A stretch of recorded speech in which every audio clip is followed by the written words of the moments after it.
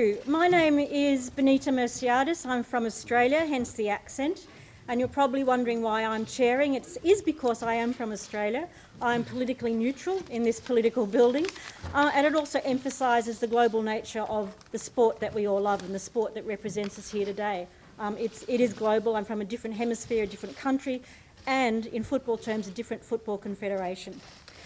If a week is a long time in politics, a day is a long time in FIFA politics. When I left Australia on Sunday, we had 3 candidates here today, a video from a 4th candidate, a live global broadcast from the global sports giant ESPN, 2 moderators, and attendance from journalists from the UK, Denmark, the Netherlands, Belgium, Spain, Germany, Switzerland, France, Turkey, South Africa, Nigeria, Qatar, China, Japan, Australia and the USA. More than 24 hours later, when I arrived in Belgium, we had 1 candidate, no ESPN, no moderators and journalists falling away like flies. So congratulations to the media who are here. It reminded me of an episode of the great British television comedy Yes Minister, and please excuse me if this is not a cultural reference that all of you are familiar with. The minister discovers a brand new hospital with state-of-the-art facilities, but no staff and therefore no patients because of funding cutbacks. To the civil servants administering the budget, this wasn't a problem as they had met their budget bottom line. But a hospital without patients kind of misses the point, just as a debate without candidates does. So where did the candidates go? What happened to them? What spooked them? And as this is FIFA, you have to ask who or what stood to gain by making sure the event that we had planned for today didn't actually happen that way. The answer to the last question depends on the real pathology of events that led to this outcome. As I was at 38,000 feet for more than 24 hours and ignorant to what was going on, I'm not in a position to guess. But I can say who stands to lose from this. It's football. It's your 8-year-old who pulls on her boots every weekend, terribly excited to be running around a pitch with her friends, chasing a ball like bees to a honeypot. It's your next-door neighbour who heads to the park at 6 a.m. every Saturday and Sunday to put up nets and set up a canteen for a weekend's worth of games. It's your work colleague who saves up his money to buy a season ticket to the club he supports through thick and thin, rain or shine, to sing his heart out from the terraces every game. It's the player who has spent the best part of his life to date training harder, getting fitter, improving their skills, sacrificing other parts of their life in order to be the best possible player they can be, whether amateur or professional. This is football. The people I described, we are football. You would hope that after the events of the last 8 months, the 5 men vying to be president of FIFA, the characters advising them, and the people who oversee the election process in Zurich might actually get this. You would hope they would understand that when US Attorney General Loretta Lynch said, "The betrayal of trust is outrageous, the scale of corruption is unconscionable," one of their highest priorities might be to win back the trust of the people who are football. The opportunity to meet in this venue for an open forum would have been a powerful and symbolic way for the 5 candidates to say to the world, yes, we get it. We're different from the past. We get the need for transparency and accountability. We understand we don't own the game. We're simply custodians. And we know that you, the 8-year-old child, the volunteer mum or dad, the season ticket holder, and the player, professional or amateur, are football, and we want you to know what we stand for. But looking around us today, with one candidate, Jérome Champagne, we do know now what they think of all of that. So due to this debate without candidates, we've changed and shortened the program that was previously planned. Each of the MEPs and MPs will make a short statement. Jérome will speak to us, as he and the other candidates were invited to do. We're pleased to welcome former Swiss international, as well as founder and managing partner of Vega Swiss Asset Management, Ramon Vega. And in closing, we'll hear from the co-founder of New FIFA Now and sports governance activist, Jamie Fuller.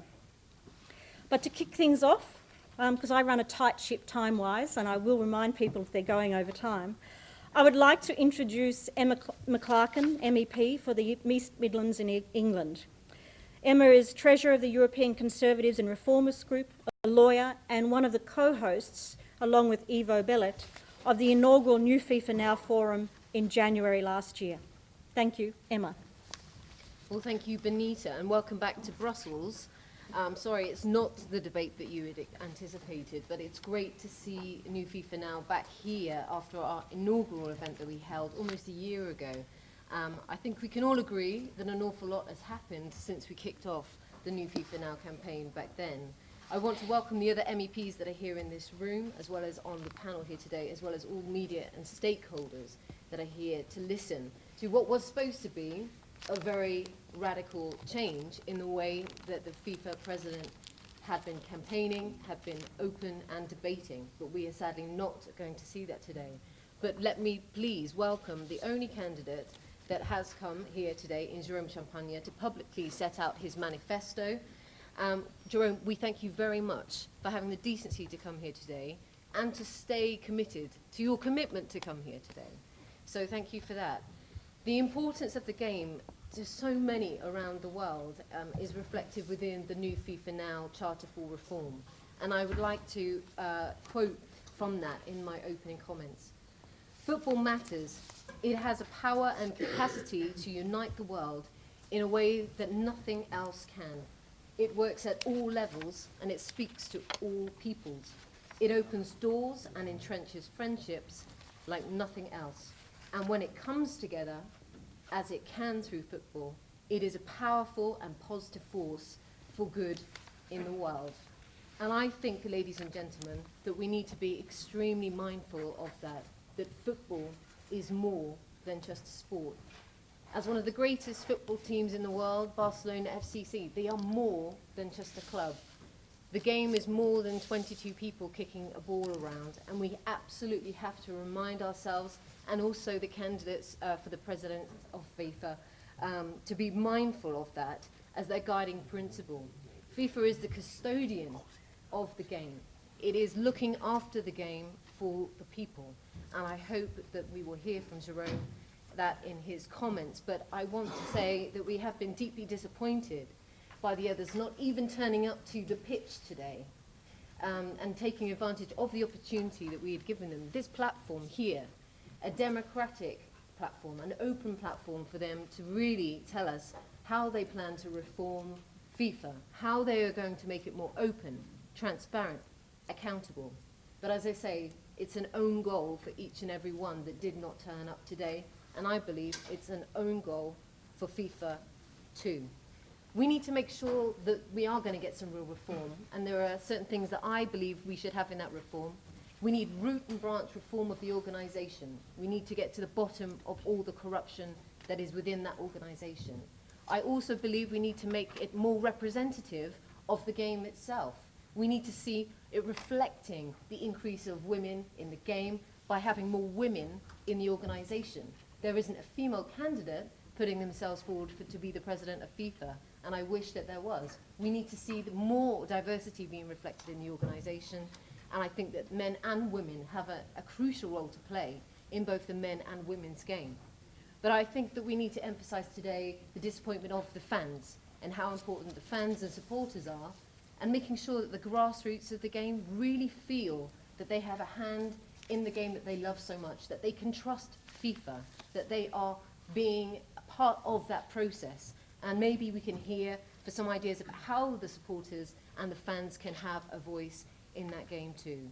But I really do want to emphasise that we made the offer in good faith here in the European Parliament with myself, the Sports Intergroup, and it is an opportunity that has been missed. But I hope that we'll still have a debate today about the future of football and the future of FIFA. Thank you. Thank you for that. I'm also a football fan, and today's a very sad day for me because my team, Stoke City, after extra time last night, lost 6-5 against Liverpool on penalties in the semi-final of our League Cup. We were robbed, and so Stoke and some of our young players from Barcelona, in fact, are not going to My Wembley team. this year.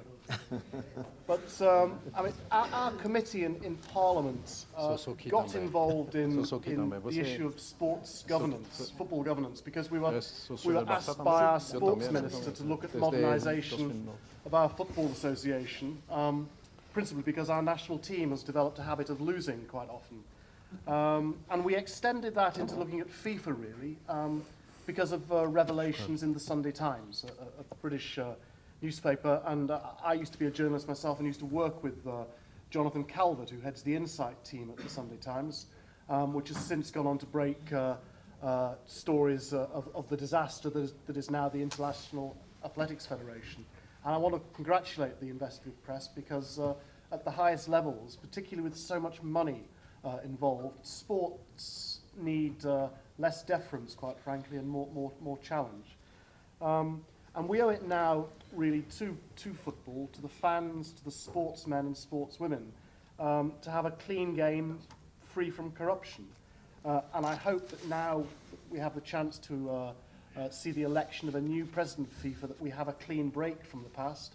And I very much look forward to hearing what Monsieur Champagne has got to say. But before that, I also want to compliment my colleague Damien Collins, who will just say a few words next, because on our select committee, it's he that's really pursued this in more depth than anyone else. Thank you, Paul. And that's right, we now move to Damien. Damien's the MP for Folkestone and Hythe in the House of Commons, also a member of the Culture, Media and Sports Select Committee. He's been a vocal critic of FIFA and an advocate for reform since being elected to the House of Commons in 2010. And he's been a wonderful partner, wonderful colleague as part of New FIFA Now. So, Damien. Thank you, Benita. Thank you to the European Parliament for hosting us today. And it's wonderful to be back here for the second New FIFA Now event. And also, once again, to demonstrate that the concern that parliamentarians have about the future of football runs across the political divide. Members of the European Parliament from different groups in the European Parliament. Paul and I sit on opposite sides of the House of Commons, but we're all united in our love for sport and for football and in our desire to see an improvement to the governance of FIFA. I just wanted to say a couple of words about the process that got us to where we are today. As you all know, it was our hope to have this full debate, which would have been the only debate between the FIFA presidential candidates. ESPN had tried to organise one and the candidates wouldn't cooperate. The BBC tried to organise one and this morning announced that the candidates wouldn't cooperate. For our debate here today, all of the candidates were invited. It was never the intention of Sheikh Salman to participate. Gianni Infantino was going to participate but withdrew last week, and we had discussed whether a video message or film or video interview would have been possible. And then unfortunately Prince Ali withdrew on Monday because of an allegation that a complaint was made to FIFA that holding a meeting in the European Parliament, a debate in the European Parliament, would constitute political interference. When Prince Ali withdrew, Mr. Sawali withdrew, and we're thankful and grateful and delighted once again to have with us here for the new FIFA Now forum in the European Parliament, Jérome Champagne, who ignored the behaviour of the other candidates and the warnings given and decided to turn up himself. And we are very pleased about that and looking forward to what he will have to say in a couple of moments. But there is one person that could have put all of this uncertainty to one side straight away, and that person is Domenico Scala.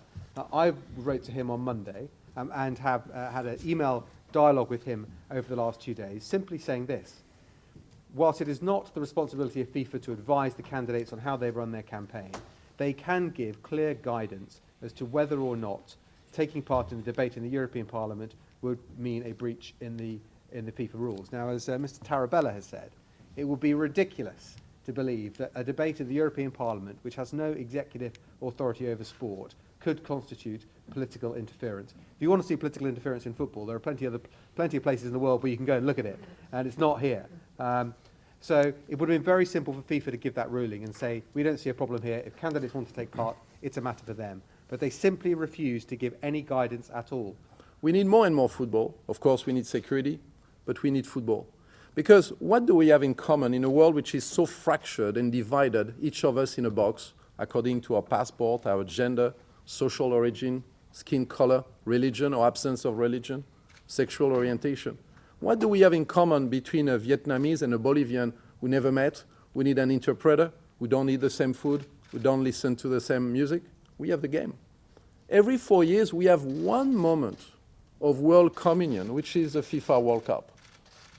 25 billion viewers in cumulative audience, 5 times the Olympic Games. And we don't need translation. We can be all proud of the Union Jack, of your 3 colors like mine, or your flag, and loving the other ones. That's why it's so important. And we need also football because it has a transformative power of making our societies, or even for the workers in Qatar, using the power of the game and the World Cup to change things. Why did I want also to run for football and for FIFA? Because I want to discuss the real issues. When I saw this pre-campaign starting in July, and I saw some pre-candidates announcing closed doors arrangements, probably with cigar smoke filled up rooms. You get this, I'll get that. You know, some people said, okay, I'll take the FIFA president, and you will take the UEFA president, and I'll take the federation in my country. When I saw a list of candidates with slogans, very politically or even romantically correct, without details, and I said, no, it's not possible.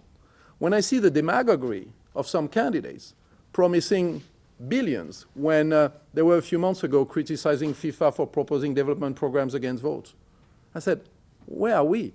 And I said, look, I want to stand. And my program is public, so I don't need too much to speak about that. But I want to tell you one thing.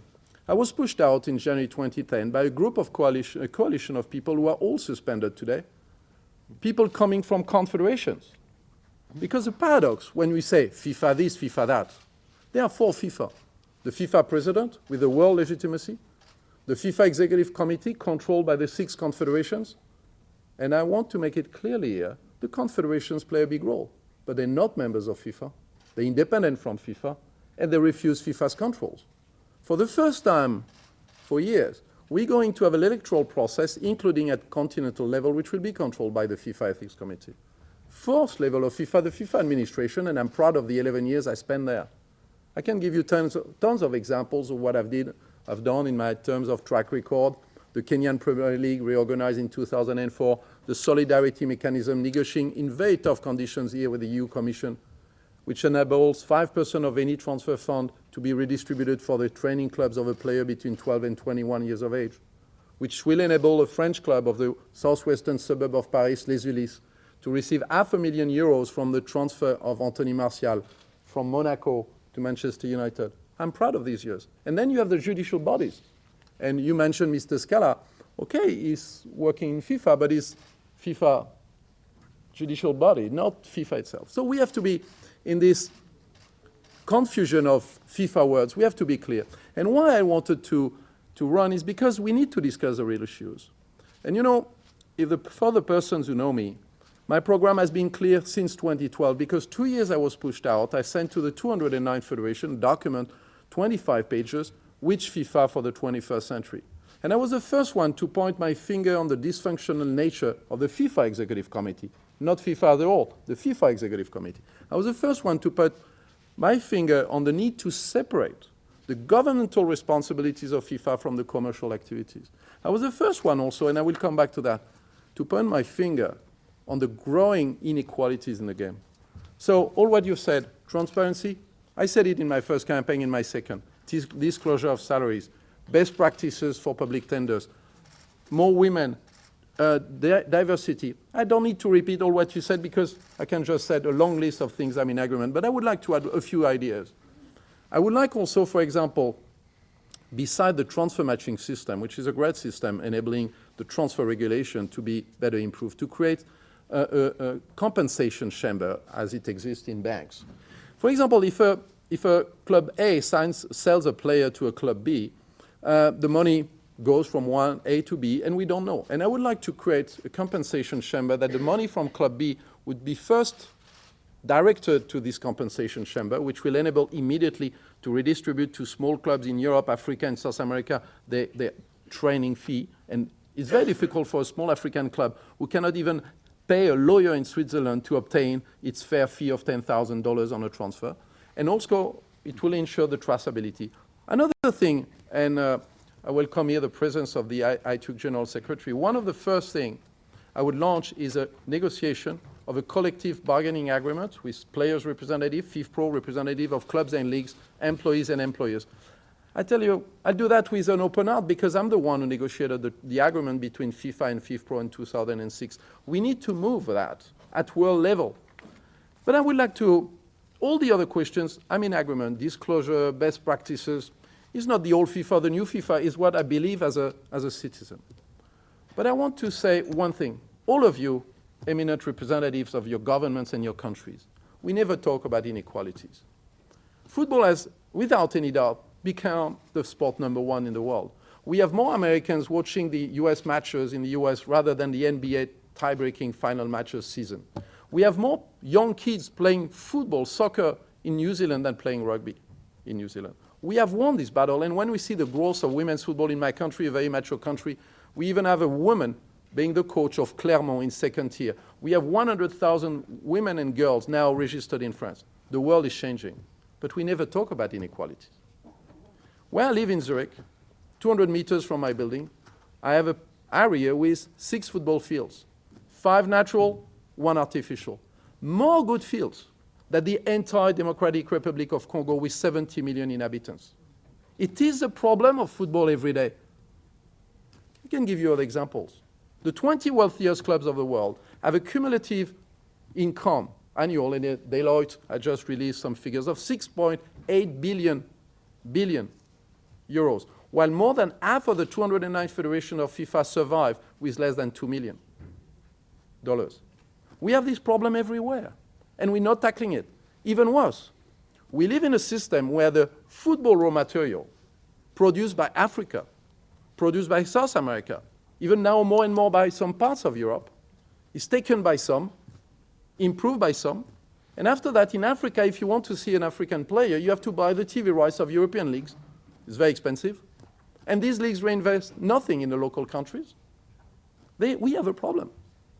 My country was one of the countries which colonized the world. It has a name, this system.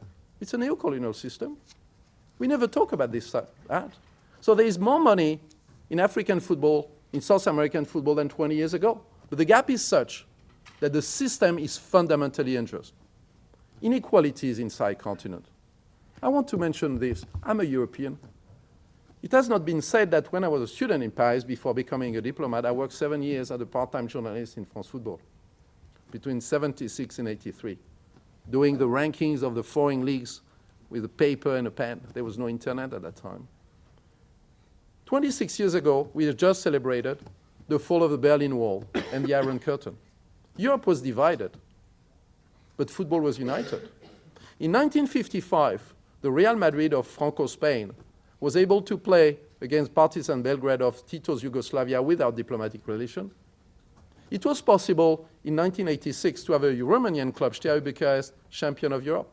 It was possible in 91 to have Red Star Belgrade in Bari, champion of Europe. In 95, it was possible for Ajax Amsterdam to be champion of Europe.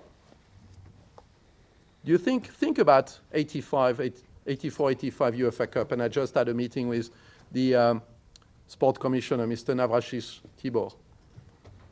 The final was Real Madrid versus Videoton Székesfehérvár. 84. Yes. Videoton, good, you're following.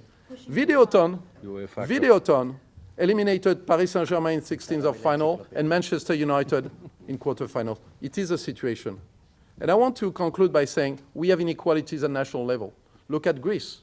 After 17 days, we're very happy because finally Olympiacos didn't win a match. So we need to tackle this issue. And only FIFA, as a FIFA strong enough to regulate everything, can continue what has been done correctly in 40 years. Development programs, taking the competition and the World Cup everywhere. And I can tell you it was difficult to defeat European egoism to bring the World Cup to Mandela's country, to continue the development of women's football. But we need now to reform the governance, to open it, to make it more modern, to adjust to the 21st century.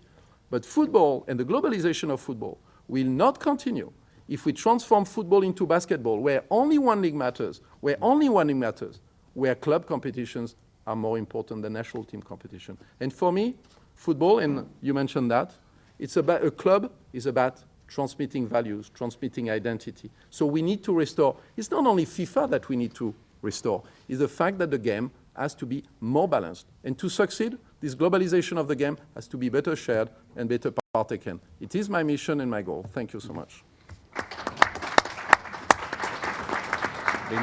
James Drew from EU Reporter. Monsieur Champagne, first of all, thank you very much for attending and showing true courage. Two relatively simple questions. The first is, considering that you're the only candidate who's turned up, and perhaps this question could apply to anybody on the panel if they wish to comment, why do you think that none of your competitors have turned up? Secondly, with an organisation that is as riven with corruption and fraud as FIFA so obviously is, how likely is it, do you believe, that you'll be able to do anything good about it? The first question I cannot answer. You have to ask them. You know, I'm among the persons who really wanted some debates. It's not about, as I said, gaining votes. It's about rebuilding trust. Because I personally, I don't agree with you that FIFA is completely corrupt. You have to look who is corrupt inside. As I said, there are 4 levels of FIFA, and you have to look. I disagree with some of your statements, but I have nothing to hide. But I want a debate to recreate that link. I have nothing to hide, and that's why I'm here. Regarding the other point, I said, yes, it will be difficult. We will have to do a lot of homework, to do a lot of things. But I want to tell you one thing. I am for the disclosure of the salary of the FIFA president because I do believe that FIFA is a government of a country called world football. And we know the salary of President Obama, as we know the salary of Chancellor Merkel. There's no reason why not knowing the salary of the FIFA president, and we'll do it, no problem. But do we know the salary of the UEFA president? Do we know that? Of course not. Is there any ethics committee inside UEFA? No. Was there an investigation for the vote in 2007 for the Euro 2012? No. Look at the controversies regarding the way match fixing is dealt with in Greece and Turkey. So we need to open that, and don't forget the role of the confederations inside, of some confederations, inside the FIFA Exco. Look at that. So let's put that on the table, but look, we will have some reforms. It will be complicated, but it's interesting and it's exciting, but I'm not saying it's going to be